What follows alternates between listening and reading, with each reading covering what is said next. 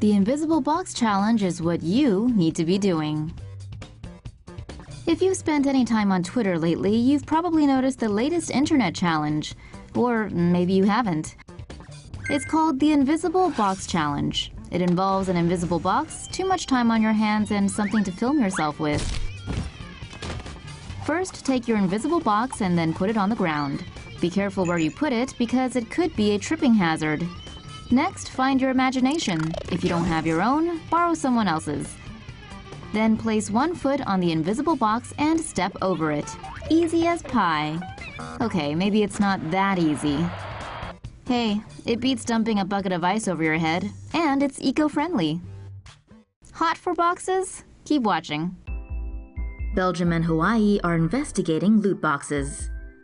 Are video game loot boxes exposing minors to gambling? That's the answer authorities are seeking in Belgium and Hawaii.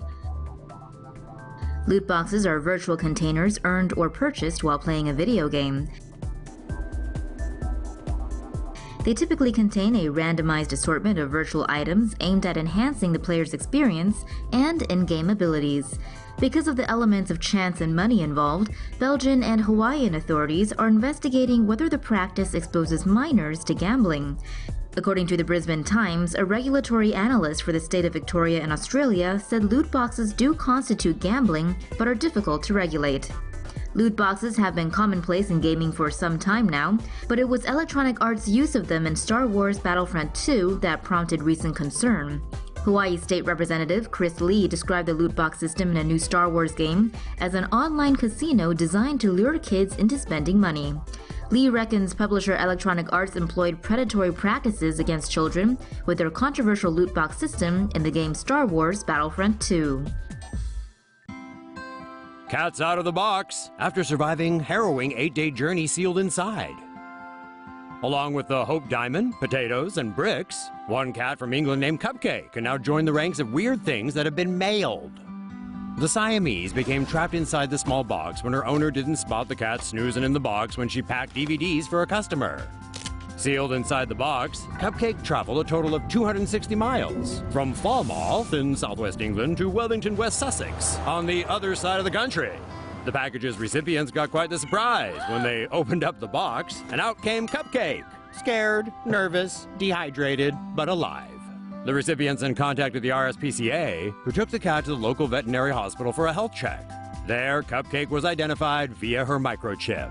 Thankfully, this story has a happy ending, as Cupcake was reunited with her relieved owner earlier this week. How no one noticed that she snuck into the box in the first place, no one knows. Danish company designs new hug machine for people with autism.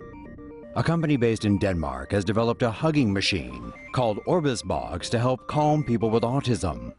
Autism is a complex brain development disorder that scientists say likely affects boys 5 times more than girls. Signs of autism include difficulties in social interaction, strange attachments to objects, and unawareness to danger. Due to their hypersensitivity, people with autism are often uncomfortable or unable to seek comfort from other people. To help relieve their stress, a hug machine was invented by Dr. Temple Grandin, a world-renowned spokesperson for autism. Orbis Box is said to be a commercial model based on Dr. Grandin's hug machine. The device is 163 centimeters tall, 85 centimeters wide, and 223 centimeters long. It can be transported to different locations. It contains side plates covered with polyurethane foam. A user can lie on their back, side, or on their stomach in the box.